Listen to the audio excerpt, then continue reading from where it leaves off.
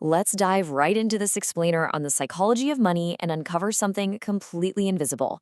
We're talking about the quiet mental habits that literally determine your financial destiny. By the end of this, we're going to completely change the way you look at spending, success, and wealth. So imagine two people for a second. They earn the exact same salary, live in the same city, they're the exact same age, and they even graduated from the same university. They work equally hard, too. Yet, fast forward 20 years, and they are living completely different lives. Worker A has become financially free, they've got investments, and they're retiring early. But worker B, they're drowning in debt, living paycheck to paycheck, and just constantly stressed out about money. How does that even happen? Was one just luckier? Well, not necessarily. And that brings us to our first section, the invisible drivers. Logic versus emotion. You see, the biggest difference between those two workers we just talked about wasn't their income at all. It was actually how they thought. Money isn't just math on a screen. Inside your brain, there are basically two drivers competing for the steering wheel. You've got a rational driver who wants to plan for the future, battling it out with an emotional driver who is demanding instant pleasure.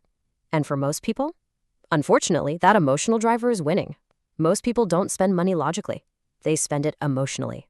Which leads perfectly into our next section, the happiness traps and why we overspend. Now, companies know exactly how to exploit this battle in your brain. They aren't just selling products anymore. They're selling feelings. Think about it. Imagine walking through a mall and you see this massive, bright red sign that screams 70% off. Your heart literally beats faster. Your emotional brain demands a win. And suddenly, you're at the checkout with something you never planned to buy. Advertisers know your emotional brain makes decisions in a matter of seconds. And your poor logical brain, it's just left to invent a very creative excuse on the car ride home. That's emotional spending in a nutshell. Buying stuff to feel successful, accepted, or confident, instead of fulfilling a genuine, logical need. So, take a moment right now. Think about the last really expensive thing you bought. Ask yourself, honestly, did you truly need it? Or did you buy it because it made you feel successful or confident? Just identifying that invisible emotion is a huge first step to taking back control. And this whole dynamic feeds right into the social comparison trap. We constantly compare our messy, everyday reality to someone else's polished highlight reel. We see the luxury cars, the designer clothes, the huge homes right there on the surface. But we don't see the hidden foundation underneath. We don't see the crushing credit card debt they might be hiding. Or on the flip side, we don't see a quiet millionaire's massive investment portfolio and disciplined emergency fund. Looking rich and actually being rich are two entirely different things. But here's the kicker. Even if you do buy the dream car or get that big promotion, you immediately hit another wall. It's called the hedonic treadmill. This is our natural human tendency to quickly adapt to improvements in our lives.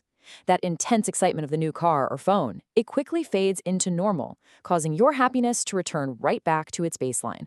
Before you know it, you're chasing the next upgrade, trapping yourself in an endless cycle of lifestyle inflation where your expenses rise exactly as fast as your income. And this creates a really stark contrast in how people handle money.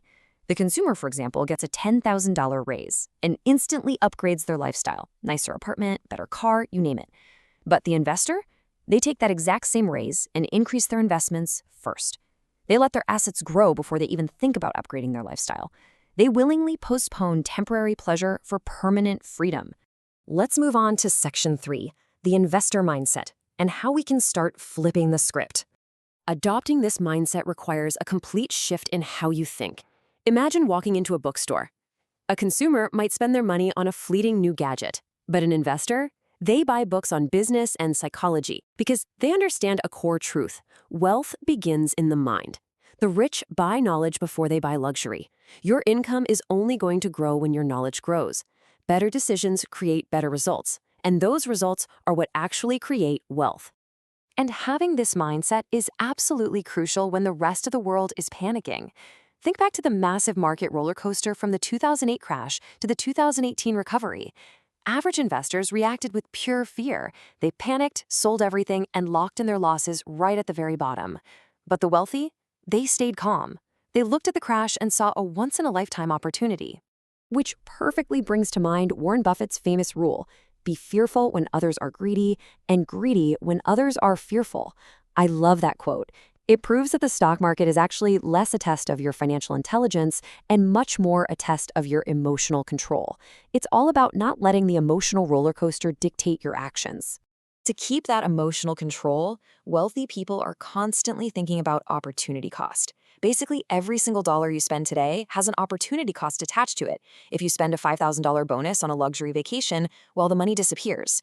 But if you patiently invest that same amount, it compounds over the decades into actual financial freedom.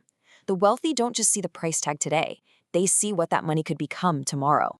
So before you make your next major purchase, I really want you to pause. Just take a breath and ask yourself, will this make my future self proud, or is it just going to become another financial regret? Practicing that little pause is exactly how you develop the superpower of delayed gratification.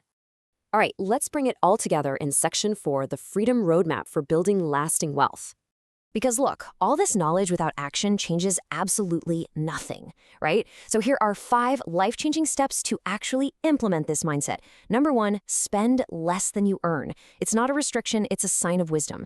Number 2, build that emergency fund to protect yourself against life's crazy curveballs. Third, invest consistently. Don't sit around waiting for the perfect time in the market. Fourth, invest in yourself and your skills. And finally, number 5, be patient. This isn't about finding some quick hit of motivation. It's about building automatic systems you can stick to. And you're going to need that patience because wealth grows exactly like a bamboo tree. For years, you might water it and literally see nothing above the surface. Your daily discipline feels completely invisible. But underground, massive, strong roots are spreading. And then suddenly, compound interest takes over. Just like bamboo shooting up 90 feet in a few short weeks, your wealth accelerates at incredible speed. It's built slowly and then all at once. Which brings us right back to our 2 identical workers from the very beginning.